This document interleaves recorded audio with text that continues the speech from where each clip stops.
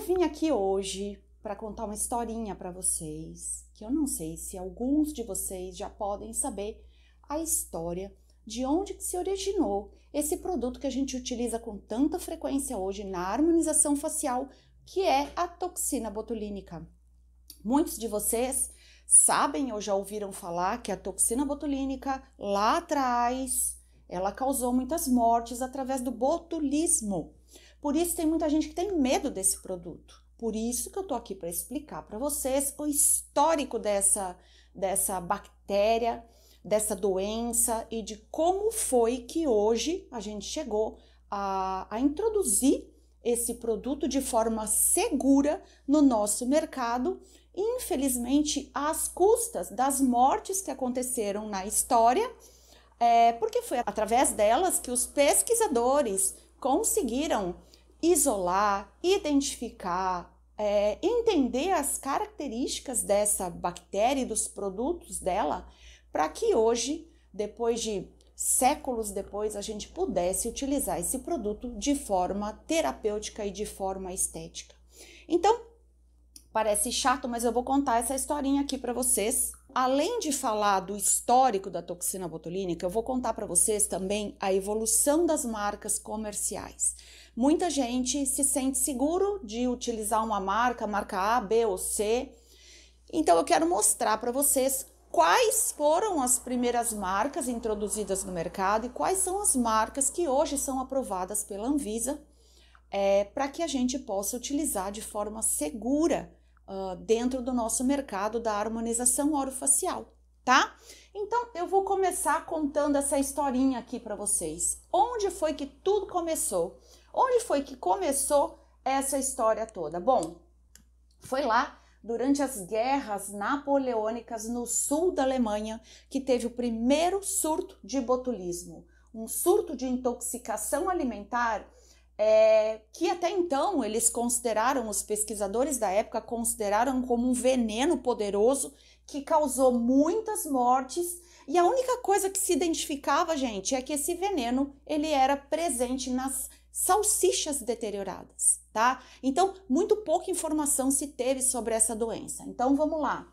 Foi quando eles designaram o rei do sul da Alemanha, ele designou um pesquisador que foi o Justinus Kerner para investigar com detalhes o que tinha acontecido com aquelas pessoas que tinham morrido pelo envenenamento da salsicha. Bom, em que ano que a gente está aqui? Isso aqui no final do século XVIII, tá? Bom, aquele pesquisador da época, ele concluiu algumas coisas importantes que já nos auxiliam a entender como funciona a toxina botulínica. O mais importante foi concluir que, quando aplicada em doses mínimas, que não era o caso da salsicha envenenada, porque a salsicha envenenada era ingerida em quantidade grande e acabava paralisando todo o sistema digestivo respiratório e as pessoas morriam por paralisia no sistema respiratório, principalmente. Bom, ele percebeu que essa toxina bloqueava a hiperatividade e a excitabilidade do sistema nervoso, só que não do sistema nervoso central, do sistema nervoso periférico, o que já é um grande dado importante para a gente. Ele também relatou que a toxina botulínica promovia a interrupção da transmissão. Olha só que bacana isso, hein? A transmissão dos sinais nervosos no sistema nervoso periférico, tá? Então, até hoje esse dado é importante. Por quê? Porque muitos pacientes têm receio de que a toxina botulínica caia na corrente sanguínea e que isso pode causar algum dano. Então, o que foi notado já lá no final do século XVIII por aquele pesquisador foi que a toxina botulínica, o produto da bactéria, né? Que causou aquela intoxicação alimentar, ele atuava no sistema nervoso periférico. Mas ok, por enquanto muito pouca informação, né? Então, em resumo, as hipóteses daquele pesquisador relacionadas com esse veneno, que até então se acreditava que era um veneno oriundo da salsicha deteriorada,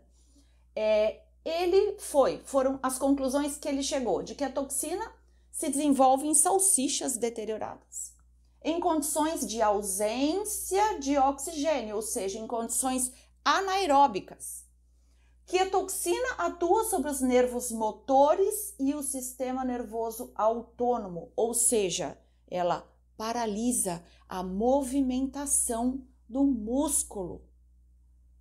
Que a toxina é letal quando ingerida em grandes doses e que através desse raciocínio ele desenvolveu uma hipótese de já se iniciar o uso desse veneno da salsicha para finalidade terapêutica. Mas é lógico que naquela época não se tinham recursos e nem ferramentas suficiente para poder se fazer essas pesquisas, nem a manipulação da toxina de forma segura num laboratório, mas ele já entendeu que aquele produto que matava pessoas, que matou pessoas durante aquele surto do sul da Alemanha, que ele podia ser utilizado de forma terapêutica, tá?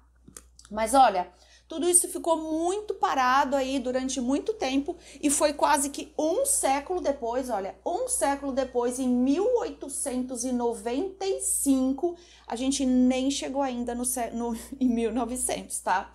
Bom, foi que esse outro pesquisador, que era um bacteriologista da Bélgica, ele identificou esse bacilo que com o nome de Clostridium botulinum, até hoje a gente dá esse nome para o produto para essa bactéria, como uma bactéria gram-positiva que se prolifera em condições anaeróbicas, ou seja, na ausência do oxigênio, e que ela tem forma de bastonete. Gente, olha em que ano que aconteceu isso, em 1895, tá? Quase um século depois daquele surto de mortes que aconteceu no sul da Alemanha. Bom, este bacteriologista belga, ele trabalhou com um outro famoso que a gente já ouviu falar bastante, que é o Robert Koch, que foi quem descobriu o bacilo da tuberculose. Foi mais ou menos ali na mesma época, tá? Em Berlim, simultaneamente em Berlim. Isso no ano de 1883. Nessa ocasião, ambos os pesquisadores, eles correlacionaram essa substância com a destruição de proteínas envolvidas na liberação da acetilcolina na junção neuromuscular. Isso foi em 1895. Bingo! Esses dois pesquisadores, eles descobriram praticamente o que hoje é o mais importante que a gente necessita saber sobre a toxina botulínica, que é injetada no músculo. Ela impede a liberação de um dos neurotransmissores mais significativos no comando do impulso nervoso do sistema nervoso para a periferia do músculo. Então, lá naquela época, eles já perceberam que essa toxina, ela impedia a liberação de um neurotransmissor, que é a acetilcolina. Joia? Isso foi no começo de 1900, tá? Então, vamos seguindo aqui.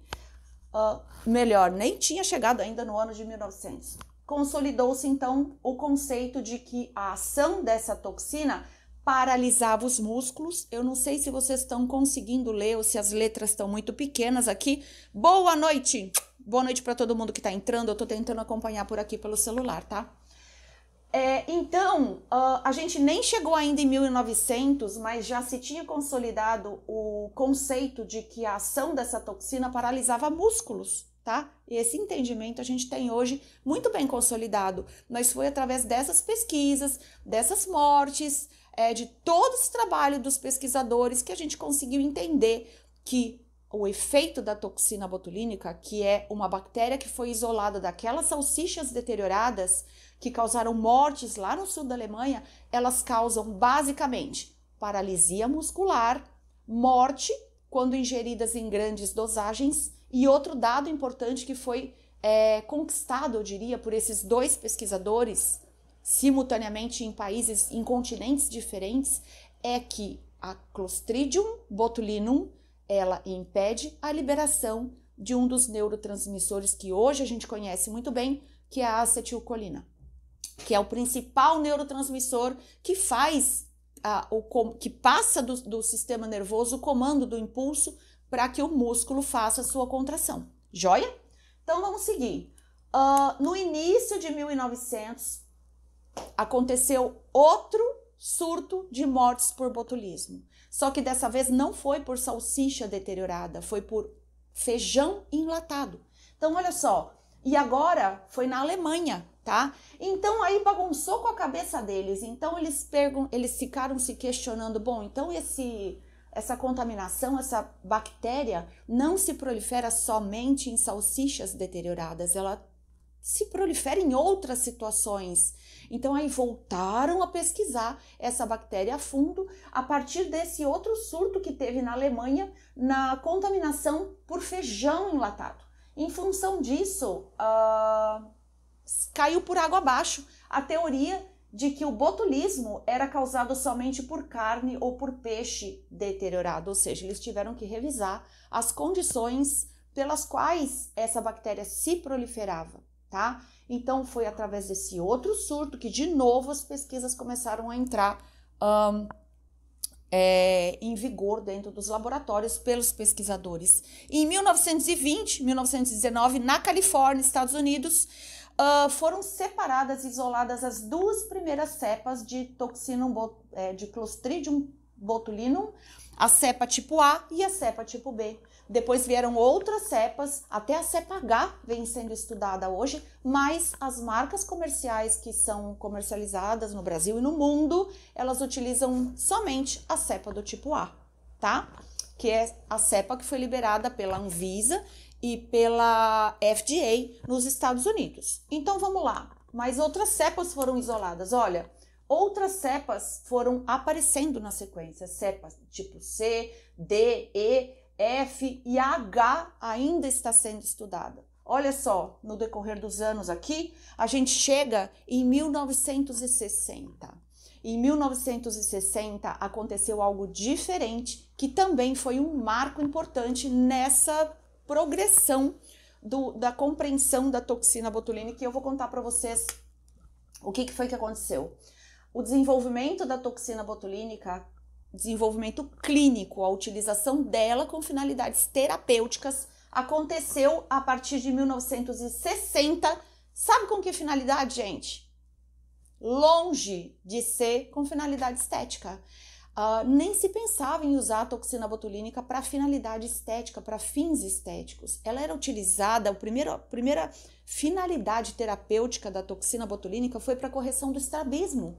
O estrabismo é um problema de divergência ocular causado por músculos. Então, o casal Scott, de oftalmologistas americanos, eles começaram a desenvolver pesquisas utilizando a toxina botulínica para correção de problemas de estrabismo. E eles chegaram à conclusão de que a toxina dava resultados relativamente longos e satisfatórios de um jeito muito seguro e simples, substituindo muitas vezes a necessidade de cirurgias.